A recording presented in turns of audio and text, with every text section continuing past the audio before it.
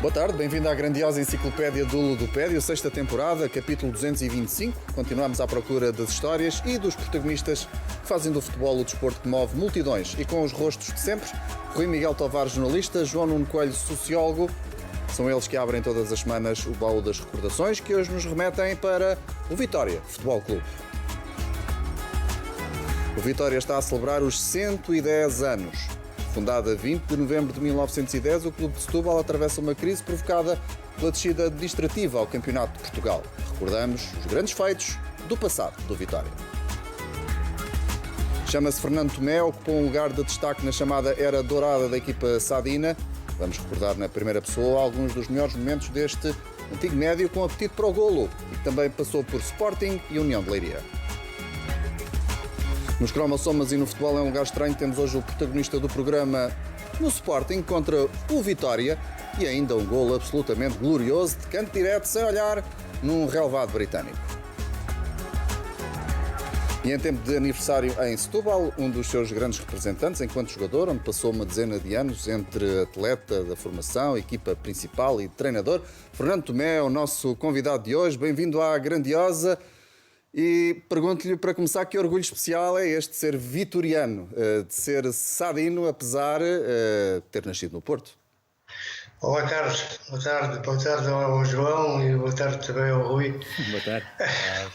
Isto é um significado muito, muito grande, muito forte, porque eu não nasci em Setúbal, como toda a gente, ou muito boa gente sabe, nasci no Porto, mas o meu pai era natural desta cidade, a minha mãe era de Alcácer do Sal e eu, quando estava prestes a nascer, eles estavam cá de férias e havia sempre aquela conversa, quer numa família, quer na outra, a Fátima fica aqui, quem nascer nasce aqui ou em Alcácer ou em Setúbal. O meu pai não nasce num lado nem nasce no outro, se tiver que nascer, nasce longe. E então foi quando me levou a minha mãe para o Porto, e se ele não tinha levado a minha mãe para o Porto, não sei se nascia em Setúbal, se nascia em Alcácer, mas qualquer das maneiras, o que eu quero dizer é que sou vitoriano desde que me conheço, porque foi neste clube onde tudo se iniciou,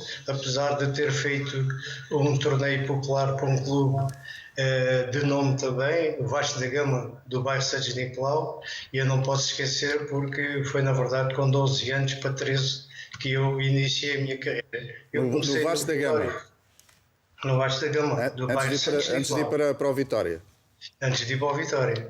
Porque eu fui para o Vitória porque estive lá um ano sem poder jogar, só podia jogar a partir dos 14, e eu fiz esse torneio dos 12 para os 13. Portanto, só depois é que fui para o Vitória e para os principiantes. Tive 2 anos nos principiantes, 2 nos júniores e depois acabei por assinar um contrato profissional e em 65, 66 comecei como sénior. Fernando, encontramos no baú das recordações a inauguração do Estádio do Bonfim, imagens do arquivo RTP. O Estádio do Bonfim, sucessor do antigo Campo dos Arcos, foi mandado construir pelo então histórico presidente Mário Ledo, foi inaugurado no dia 16 de setembro de 1962, desfile de modalidades com presença de Américo Tomás, presidente da República. Na estreia da equipa de futebol no novo relevado, perdeu com a Académica por 1-0, mas o que aqui é importante relevar é a mesma inauguração do Estádio do Bonfim. E pergunto-lhe, Fernando Tomé, se estava neste dia, neste momento tão especial na inauguração do estádio que hoje conhecemos como Estádio do Bonfim. Como não poderia deixar de ser assim, e estou, se repararem, no centro do terreno, no centro do relevado, há o V, o F e o C feito por humanos que éramos nós, os atletas de todas as modalidades da Vitória. Eu estou na letra F. Já iremos olhar com mais atenção para essas imagens. O jogo propriamente dito é que não correu bem, mas a festa é que contava naquele dia. Não, exatamente. Mas é sempre bom juntar o útil ao agradável, não é? Não conseguimos vencer porque a Académica de Coimbra tinha já nessa altura uma grande equipa. E portanto esta inauguração para o Vitória foi o relançar, ou o início de uma campanha gloriosa, quer a nível nacional, quer a nível europeu, porque foi aqui no Estádio do Bonfim que começou a grande saga em que o Vitória teve um comportamento. Mas o estádio foi construído, este novo estádio foi construído porque o Vitória já estava a dar muito nas vistas e merecia de facto um grande palco, ou não?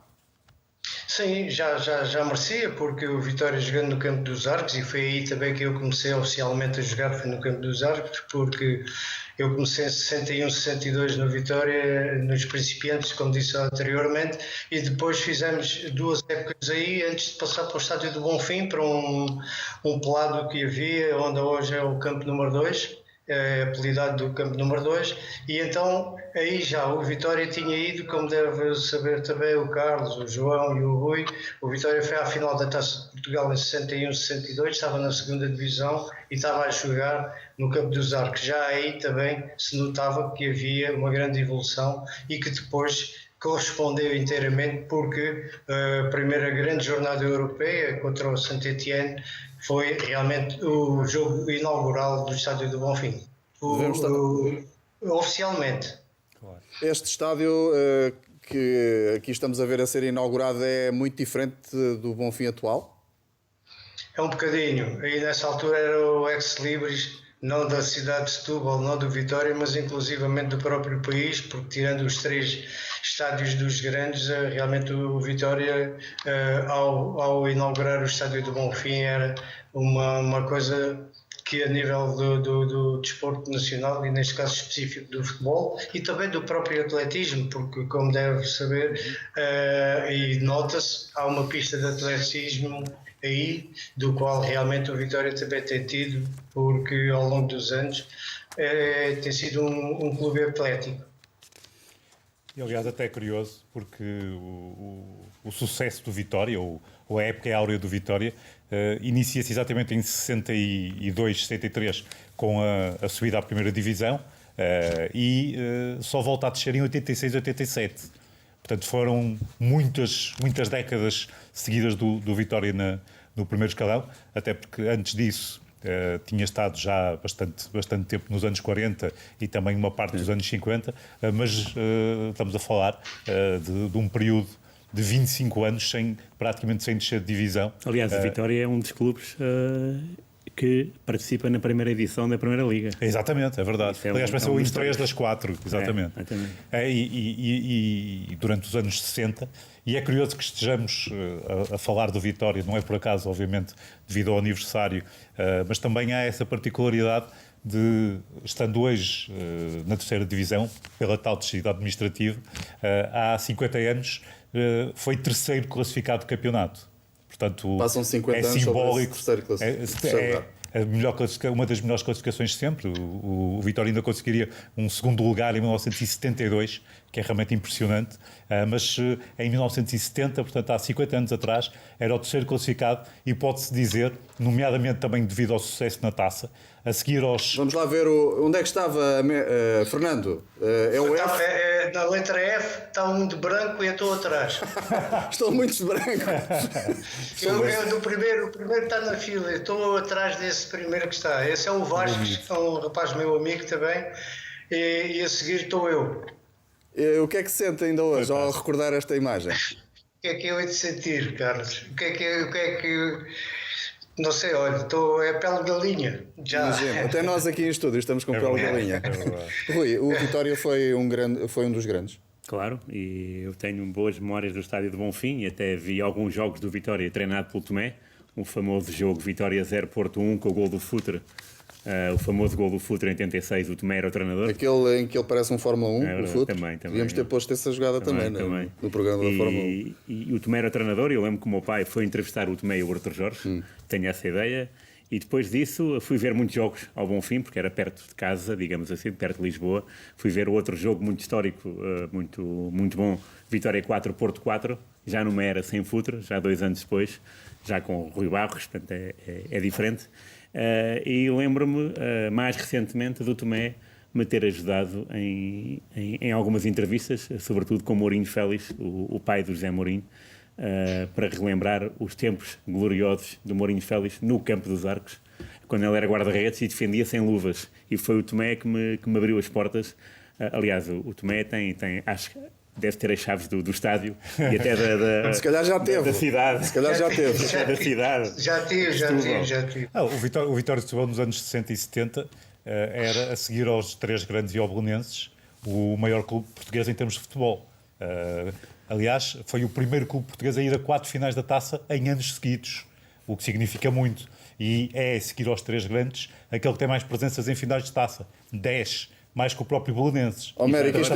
Já agora só dizer que o Vitória foi a primeira equipa a chegar à final sem nenhum gol sofrido. Exatamente. Da Taça. E o segundo foi o Porto no século XXI, portanto estamos a falar de uma equipa... equipa... verdadeiro histórico do futebol português. Histórico. Fernando, que mística era esta do Vitória, nesta altura? Era uma mística muito forte e detalhada e com queda para a Taça de Portugal, por isso é que ainda recentemente nós fomos eliminados da Taça e o Académico, foi também com o Académico de Viseu, e também foi uma tristeza para todos, porque a Taça de Portugal é um marco que fica registado na história do Vitória, tem que ficar, indelevelmente, porque, como disse aí o João, e é verdade, foram 4 vezes consecutivas, é 64, 65, 65, 66, 66, 67, 67, 68.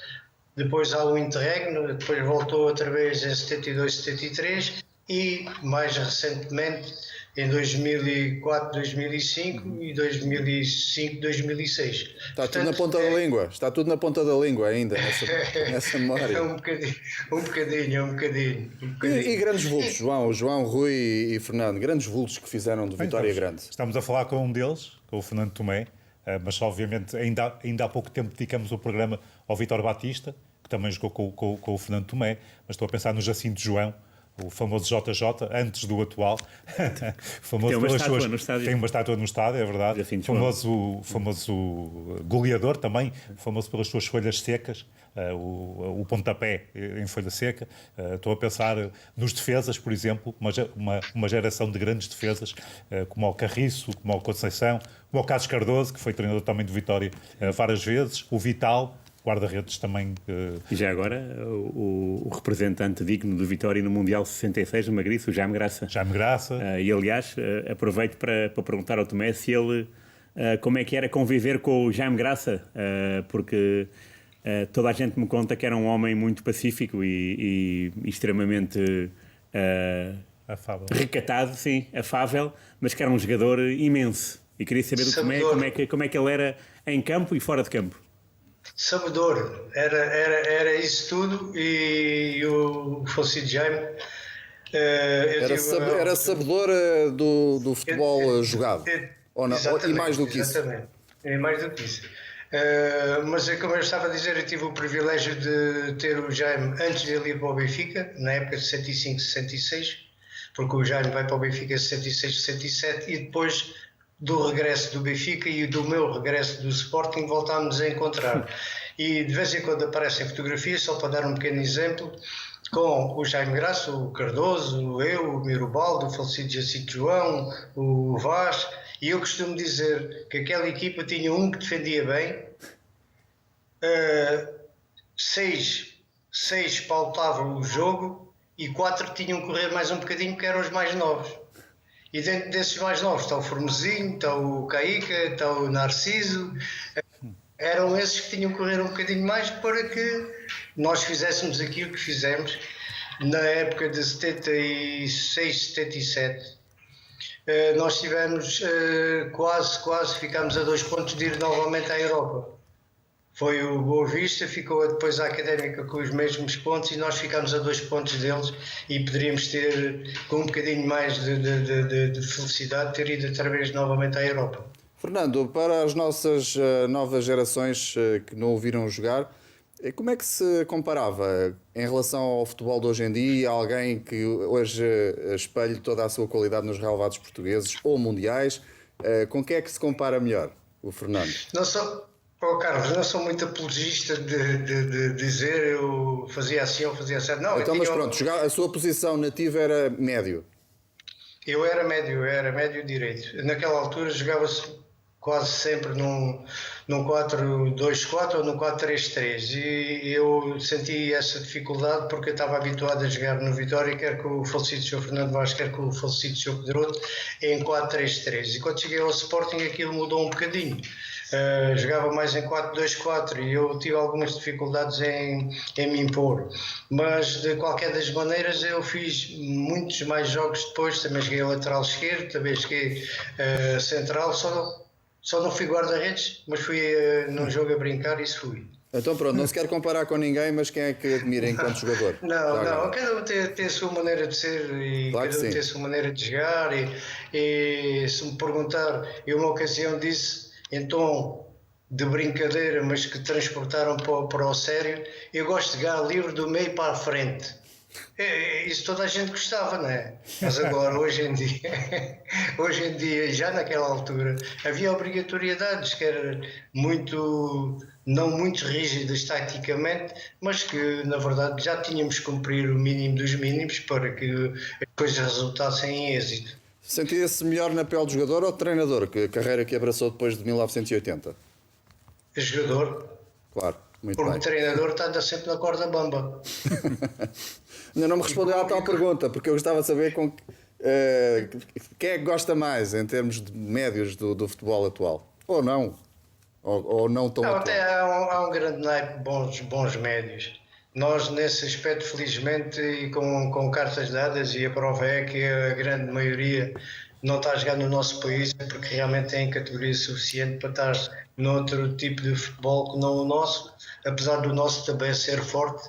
Não venham dizer que não, mas é dentro daquilo que é a nossa realidade, e isso é um facto e é indesmentível. Só que, monetariamente, se calhar, ali o vizinho do lado dá mais qualquer coisa, o outro vizinho mais longe dá mais qualquer coisa, e então toda a gente procura o seu bem-estar, e eu acho bem. E o Fernando, quanto é que foi ganhar para o Sporting em 70? Nem se lembra? Isso também tem uma história. Eu quando cheguei ao Sporting, porque eu, quando houve a situação de transitar para o Sporting, eu estava na Venezuela com o Vitória para trazermos a mini Copa do Mundo.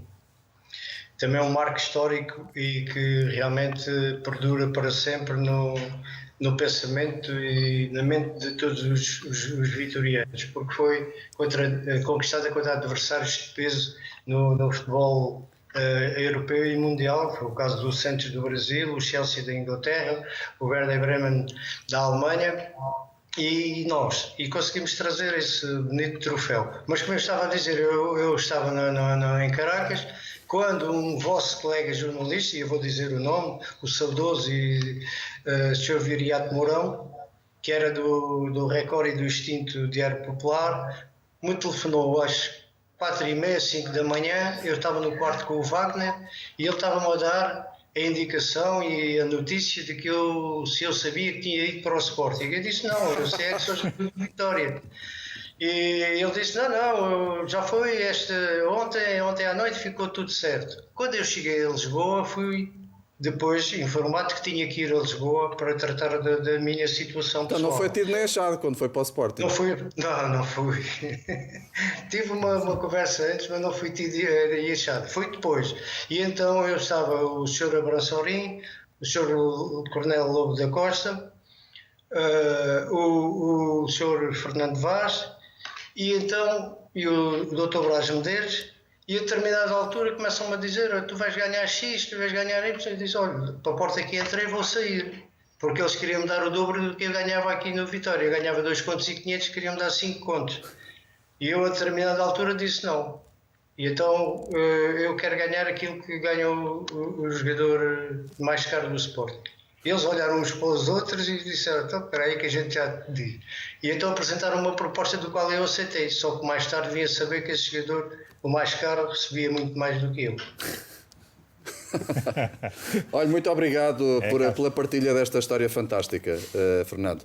Nós tínhamos aqui uma série... Deixa-me só dizer que é curioso porque passamos de uma situação, de 8, em que o jogador não tinha palavra a dizer sobre o seu destino e que se quisesse, por exemplo, deixar de jogar num clube, tinha que ficar sem praticar a modalidade durante o tempo que o clube quisesse, para uma situação exatamente oposta, em que os jogadores fazem quase tudo o que querem dos clubes, muito por via dos empresários, em que, por exemplo, recusam-se a renovar contratos para ficarem livres e para depois poderem negociar contratos melhores. Portanto, passamos de uma situação de 8 para 80.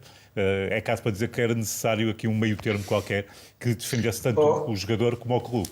Sim. João, realmente o João tem razão. É que havia a lei da opção e a lei da opção favorecia os clubes, como toda a gente sabe, não é? Quando o Zé Maria foi para o Benfica, houve um corte de relações do Vitória com o mesmo Benfica, porque o Vitória teve que optar pelo Zé Maria e o Zé Maria ficou a ganhar 60% do contrato total que o Benfica lhe oferecia. Porque a lei da opção havia 3 hipóteses. Claro. Ou ficava no clube, ou era transferido para a mesma quantia que o jogador recebia, ou então a lei militar também permitia que, neste caso, o jogador se transferisse. Depois, mais tarde, apareceu também a lei dos estudos. E houve alguns jogadores que mudaram de clube precisamente por irem estudar, principalmente para Coimbra. Estamos aqui com uma belíssima conversa, mas também temos muitas imagens que vocês pediram. Eu gostava de passar em revista algumas escolhas dos misters e começamos por finais de taça, não é? Exato. Vamos começar por finais de taça. E, Rui, tinhas sugerido aqui uma derrota do Vitória frente ao Braga por 1-0, mas sem o Fernando Tomé no 11. Pois, já agora saber porque é que nesta final, que foi gloriosa, porque foi de 2 clubes de classe média, resolvida com este gol do Perrichon, um argentino, porque é que o Tomé não jogou? O que é que se passou? O Tomé não jogou porque não havia substituições. O Tomé estava convocado. Okay. Era esse tempo esquisito do futebol em que não se podia substituir, não é? Mas quando o treinador dá o 11, os jogadores que não participavam iam para a bancada? Como é que era o registro? Não, eu e o Herculano, que era isso que ia contar, fomos para o banco de suplentes, vestidos à civil, mas fomos para o banco de suplentes. Só que naquela altura, à civil. Não estavam equipados, portanto, não é? Estávamos à civil, estava como estou agora, pronto, fui para o banco assim como estou agora, porque só podiam jogar os 11 e era o guarda-redes que se equipava e só poderia entrar se houvesse lesão daquele que estava a jogar. Às vezes havia lesões simuladas, como devem calcular, né? As coisas não estavam a correr bem e os treinadores mudavam do guarda-redes. Mas naquela final tem também uma pequena história rápida que eu vou contar. O falecido Jaime Graça andava com a equipa do Vitória às costas, como sei dizer-se. E a equipa principal do Vitória iria fazer a primeira digressão aos Estados Unidos. E o falecido Fernando Azão, intervalo estava 0-0, e ele reuniu a rapaziada num só balneário, porque aquilo tinha 2 e eram grandes, e ele reuniu a rapaziada e disse: eu estou aqui a notar qualquer coisa. Ó Jaime, tu vais para o Campeonato do Mundo 106 na Inglaterra, não tens problema algum. E todos os outros vão todos para os Estados Unidos, nem que levam uma perna com gesso. E já não foi a tempo, porque logo a seguir, assim que começou a segunda parte, o Braga fez um gol e depois aguentou-se estoicamente e acabou por ser um bom vencedor. Tomé, explique-me lá como é que o Vitória tinha dado 8-1 ao Braga. 8, exatamente. 2 semanas ou 3 antes e perdeu este 2 semanas antes, exatamente, 2 semanas antes. Até é natural. Uma boa pergunta. O que é que se passou? João, mas eu vou tentar explicar. O Vitória, quando ganhou a Taça de Portugal em 65, 64, 65 ao Benfica, ninguém esperaria que isso fosse possível. E porquê? Pela grandeza, pelo estatuto que o Benfica também tinha, vinha de campeão europeu recente. E aí as coisas a seguir, com o tal jogo 15 dias antes, em que ganhámos 8-1 ao Braga aqui no estádio do Bonfim, quando foi para a final, já houve alguém que montou um palco na Praça do Bocage, a música existia na Praça. Isso já estava ganho, não é? Já estava ganho. Exatamente, mas isso posterior, porque para nós, para a equipa, não foi bem assim. Só que... Mas se calhar mexeu também com a equipe. Só um bocadinho, mas não foi bem assim, porque há uma reação depois do gol do Perrichon, há uma reação grande do Vitória, só que não conseguimos realmente chegar ao golo e levar o jogo mais além. E também é importante dizer que o Braga eliminou o Sporting e o Benfica, e portanto era uma equipa com qualidade e com méritos. Era um dos grandes. Na altura ficou em 10º no campeonato, enquanto o Setúbal ficou o Vitória de Setúbal ficou em 5º. Portanto, o Vitória de Setúbal teoricamente era a melhor equipa. Mas não deixa de ser relevante o facto do Braga ter conseguido eliminar o Benfica e o Sporting, e o Sporting até foi num terceiro jogo com um golo do Perrichon, penso eu, que marcou na final também, e portanto também mérito para o Sporting de Braga, sendo que o Vitória de Setúbal se desforrou no ano seguinte, vencendo a final da taça. E deixa-me só dizer, não contando com o Belenenses, ou incluindo o Belenenses nesta altura, no grupo dos grandes, a que pertencia, na verdade, o jogo entre o Braga e o Vitória de Setúbal foi a primeira final da Taça de Portugal sem contar com um grande. Portanto, isto também é significativo, que ao final de mais de 25 anos de existência da taça, nunca tivesse havido uma final sem a presença de Porto, Benfica, Sporting e Belenenses. E em 67 o Porto é eliminado na própria casa pelo Vitória, não é, Rui? Pelo Vitória nas meias finais, desta vez sem golos, também aqui sem golos Tomé. Aqui Sim, sem golos? Aqui a curiosidade é saber como é que esta eliminatória foi tão recheada, porque é 3-0, 4-4, e o que é que o Tomé se lembra, porque isto deve ter sido um jogaço. Foi, eu lembro-me perfeitamente o que é que aconteceu nesse jogo. Este golo, eu sou o 4, aquele número 4, sou eu que estou ali. Este golo teve muito que se lhe dissesse, porque para mim a bola nunca esteve dentro. O Vital acabou por defender, mas depois nós prosseguimos e fizemos um jogão, como se costuma dizer. Essa foi a meia-final. E com outra situação agradável. Foi aqui que realmente também o falecido Vitor Batista começou a ter a sua chance. Ele fez os jogos contra o Leixões na casa do Leixões, que ganhámos 3-0. Fez o jogo em Setúbal com o Porto no estádio de Bonfim, também 3-0. E depois este dos 4-4, porque era a meia-final, e depois a final com a Académica o Vitor também jogou. Foi marcante este jogo dos 4-4 porque há uma história também com o último gol do Porto pelo Bernardo da Velha. Foi ele que marcou, mas o Vital deu um soco na cabeça do Djalma. O Djalma desmaiou e ele dizia: olha, venham buscar este que já matei este, porque vamos a buscar. E dizia-lhe o falecido Conceição: vamos é buscar a bola dentro da baliza, que a bola foi gol. E com aquela a gente já tinha eliminado o Porto, né? Claro. Fazia o 4 e a seguir depois acabou. Mas foi um grande jogo, este dos 4-4. Rui, em 68 Tomé marca o gol do empate a 2 bolas em Alvalade, na taça, e obriga a um terceiro jogo. Isto é a segunda mão, portanto tinha acabado empatado no Bonfim, e aqui em Alvalade também acaba 2-2, sendo que o Sporting até esteve em vantagem por 2-0 e o Vitória conseguiu chegar ao 2-2, e o 2-2 é precisamente do Tomé.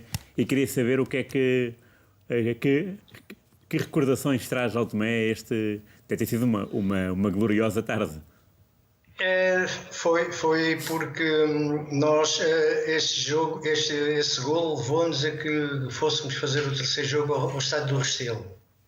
E eu não fui ao estádio do Restelo, adoeci, porque nós fazíamos o estágio no Castelo de São Filipe. Nós antigamente apelidávamos, né, o Castelo de São Filipe, e eu fiquei doente e não fui, mas sei que o jogo também contra o Sporting no Restelo foi bom, e o gol foi do Petita, do nosso traineira, como nós o apelidamos. Era madeirense.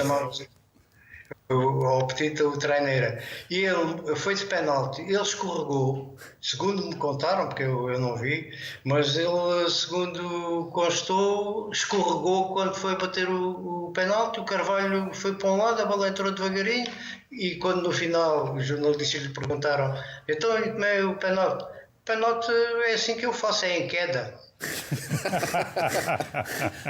Muito bom. Agora, a final, Rui e João, da final da Taça de 68, com o Porto a vencer o Vitória Futebol Clube por 2-1 e desta feita com Tomé a titular. Sim, esta era a quarta final consecutiva do Vitória de Setúbal. Tinha ganho 2 e perdido uma. Na época anterior tinha ganho a Académica com 144 minutos, ou seja, 2 prolongamentos para vencer. E neste jogo houve 2 jogadores, e é importante também, e calha bem para poder falar num deles pelo menos, que jogaram a sua quarta final consecutiva. O José Maria, um grande nome também do Vitória de Setúbal, e penso eu, na altura também o Conceição, Joaquim Conceição, capitão de equipa, jogaram 4 finais consecutivas e portanto é de relevar esse facto, e neste jogo o Vitória de Setúbal acabaria por ser derrotado, embora tenha marcado primeiro também por outro jogador importante que jogou no Vitória de Setúbal e no Benfica, o Pedras, que fez 1-0 logo aos 5 minutos. Rui? Não, eu queria saber o que é que, depois de eliminar o Porto naquela meia-final 2 anos antes, o que é que falhou para reeditar essa surpresa e essa alegria? Fernando? Nós, homens do futebol, costumamos dizer que não há 2 jogos iguais, né? Sim. E isto são épocas também um bocadinho diferentes. Foi uma antes e depois da outra a seguir. Existia muitos jogadores que jogaram nesses 2 jogos, é um facto, porque as equipas, por causa da tal famigerada lei da opção, mexiam um pouco nos plantéis, saía pouca gente e entrava pouca gente, quase por norma eram sempre os mesmos, só que nesse ano, nessa final com o Porto, nós começámos bem, mas realmente depois tivemos 2 percalços, foi os golos do Porto, um dos quais foi de livre, como verificámos agora aí, e o outro foi depois também do Valdemar, e depois foi o outro, foi também uma confusão ali na área, nós facilitámos um bocadinho e depois acabámos por sofrer o golo. Ainda pressionámos, ainda procurámos. Francisco Nóbrega. O Nóbrega. E depois nós ainda procurámos, mas já não conseguimos realmente, ainda tivemos situações e oportunidades de golo, como esta minha, que eu dei uma campeota porque pensei que a bola entrava e não entrou, e pronto. Só quem lá está é que sabe, não é? Porque quem ganha normalmente é sempre o justo vencedor, quer queiramos, quer não. Chega ao final, o árbitro apita, pronto, quem ganhou, ganhou. E é o justo vencedor. Aqui é agora, o que estamos a ver. Como é que era a recepção em Setúbal? Isso era uma coisa fora de normal. Por exemplo, posso dizer que dessa da Académica foi uma coisa que eu e todos nós passámos, porque nós acabámos o jogo quase de noite e depois fomos jantar ainda ali a Monsanto, a um restaurante, e depois fizemos a viagem de regresso, mas quando saímos da autoestrada começámos a apanhar muito trânsito. Mas de qualquer das maneiras as pessoas não arredaram o pé, e eu costumo dizer que não cabia a cabeça de um alfinete na Praça do Cais, tanta gente que lá estava para saudar a equipa. Como foi agora também mais recentemente, né? Na última final, na última taça ganha também ao Benfica, foi uma alegria, foi uma coisa fora normal. A primeira taça da Liga, aquilo foi uma festa tremenda, uma coisa também que depois tinha o seu pergaminho, precisamente as 6 finais da taça ou a taça da Liga, como foi o caso. Nas provas da UEFA, Fernando Tomé também marcou, e Rui ao Bayern Munique, numa derrota por 6-2 em 67. Tomé fez o segundo golo dos Sadinos. Sim, já me disseram que foi um... Pô, estamos aqui a ver um golo. Como é que era jogar com o Bayern nesta altura?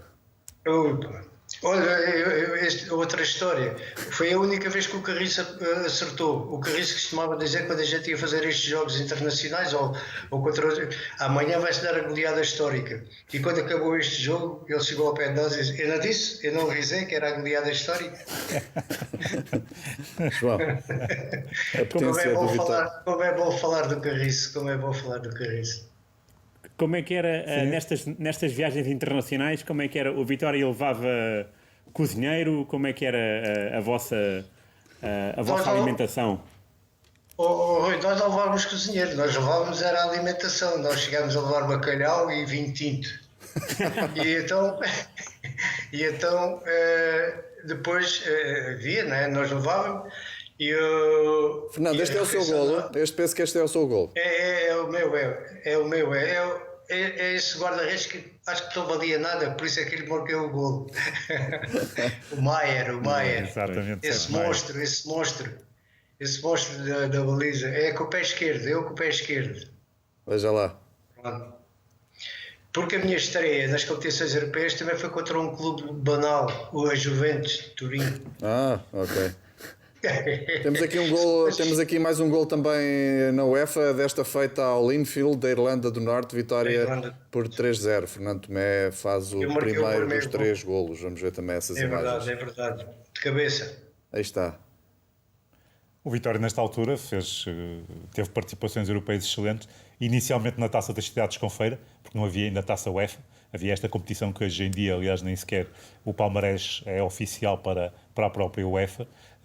Mas o Vitória conseguiu chegar 2 vezes aos quartos de final e eliminar equipas como a Fiorentina, que era campeã de Itália, como o Liverpool, que tinha sido 2 vezes campeão de Inglaterra nos anos anteriores e estava a construir a equipa que depois seria 3, 4 vezes campeã europeia. Na altura tinha o Bill Shankly, o famoso mago de Anfield. Portanto, é para se perceber a luta que o Vitória conseguia dar a algumas das melhores equipas europeias, treinada inicialmente por Fernando Vaz. Aliás, o Fernando Tomé foi treinado durante 4 temporadas pelo Fernando Vaz e uma pelo José Maria Pedroto. Portanto, o grande sucesso europeu do Vitória começa com o Fernando Vaz, que, aliás, faz parte da escola dos treinadores portugueses, cujo mestre foi o Cândido Oliveira, depois o Fernando Vaz, José Maria Pedroto e por aí fora. E, portanto, o Vitória jogava, no fundo, um futebol que tinha na sua gênese este jogo apoiado, burilado, que hoje em dia é conotado com o Pep Guardiola e Companhia Limitada, mas as equipas portuguesas, nomeadamente o Vitória, tinham muito essa característica de jogo que hoje é tão apreciado.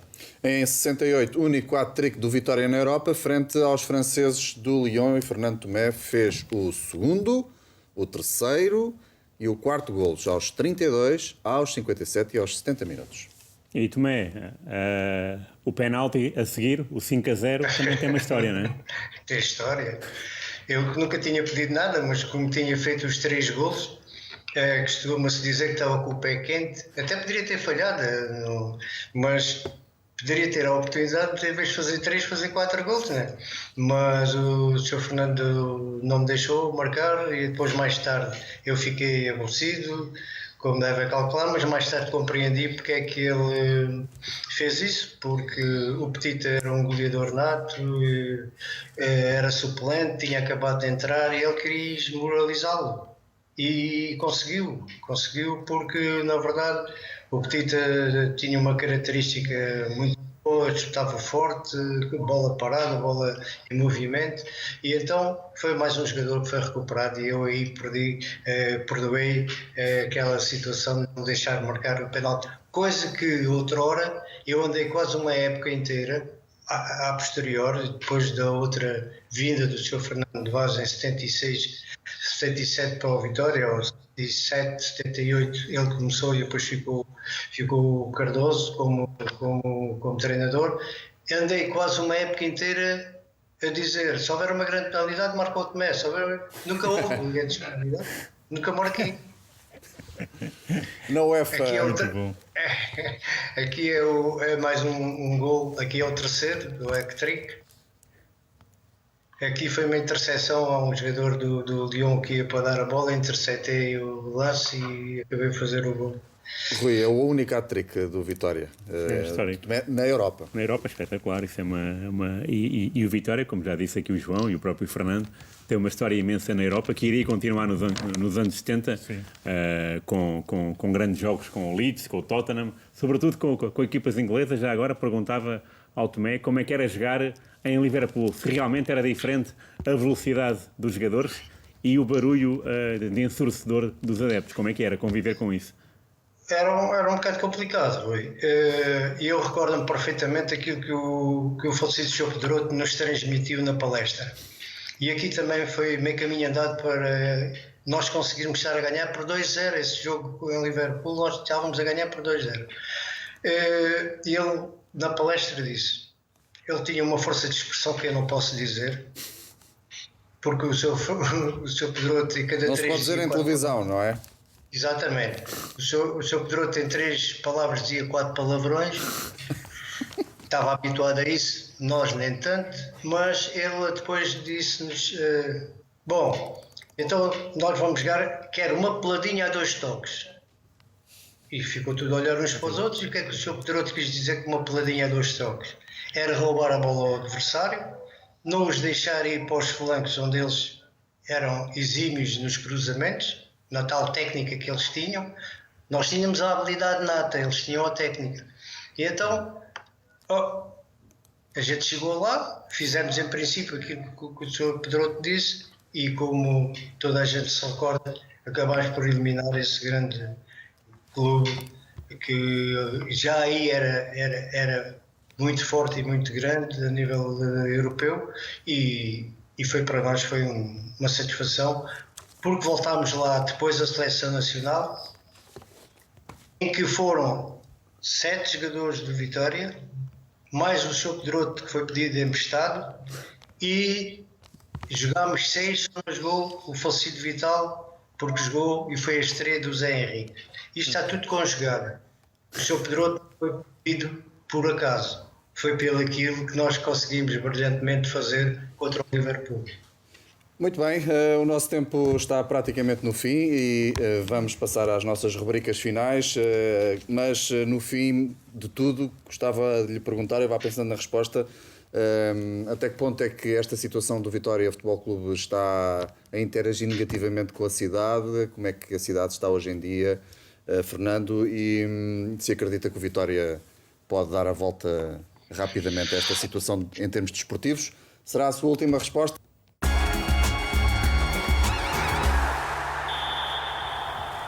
E é uma escolha com o Fernando Tomé outra vez, não é? Claro, e mais uma final da taça, porque o Tomé está mesmo ligado ao Jamor, e então agora é pelo Sporting contra o Vitória. Estamos a falar de uma época também dourada do Sporting, e já agora queria saber, em passo rápido, claro, o que é que significou este golo ao Vitória e como é que foi jogar na mesma equipa que o Yazald, que é uma figura incontestável. Olha, Rui, na verdade esse jogo, eu depois, quando cheguei a Setúbal, não fui muito bem recebido porque me chamaram traidor, mas eu estava a cumprir uma missão do qual eu quis ali fazer ver às pessoas. Não me manifestei muito como eles dizem que aconteceu, porque se vê e que se nota que foram os colegas que foram direitos a mim, não fui eu que exaltei a festejar o gol, mas mesmo que eu tivesse feito, eu já tinha marcado também ao Sporting antes, para podermos ir à tal final de 68 com o Porto, né? Com aquele gol de cabeça dos 2-2. Portanto, a missão e o compromisso dos jogadores de futebol é cumprirem, serem íntegros na sua profissão, e foi isso que eu procurei fazer. Esse gol é o terceiro. O Vitória ainda fez 3-1, 3-2 e atirou uma bola ao poste. E eu já nessa altura, eu e o falecido Yazald, já estávamos fora, já tínhamos sido substituídos, porque o Sr. Mário Lino substituiu dentro do seu parecer e não era preciso nos justificar porque é que tinha feito.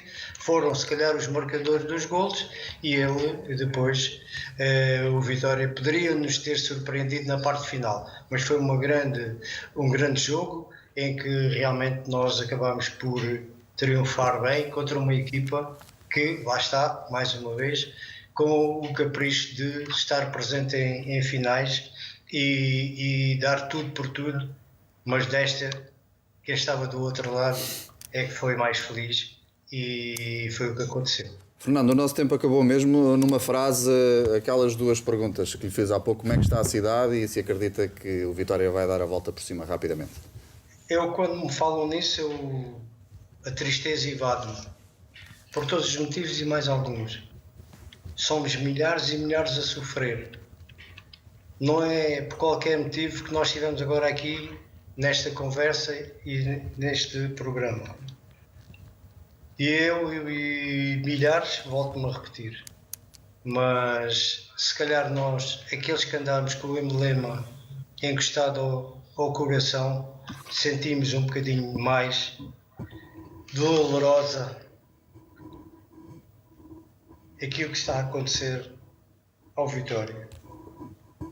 Vou pensar e vou fazer força para que isto passe rápido e que o Vitória consiga se erguer novamente e entrar no futebol nacional como deve ser e nós queremos que seja. Um clube digno, cumpridor e respeitado. E com esta mensagem nos despedimos. Fernando Tomé, muito obrigado. Foi um enorme prazer, tanto o João como o Rui. Obrigado. Muito obrigado. Também adoraram tê-lo aqui para nos ajudar a escrever mais uma página da grandiosa enciclopédia do Ludopédio, uma mensagem mais sentimental, esperando todos, claro, fazendo votos que o Vitória consiga dar a volta o mais depressa possível para voltar ao convívio dos grandes. João, até para a semana. Até para a semana. Rui, até para a semana. E Fernando tem sempre a porta aberta nesta grandiosa. Muito obrigado. Obrigado, Carlos.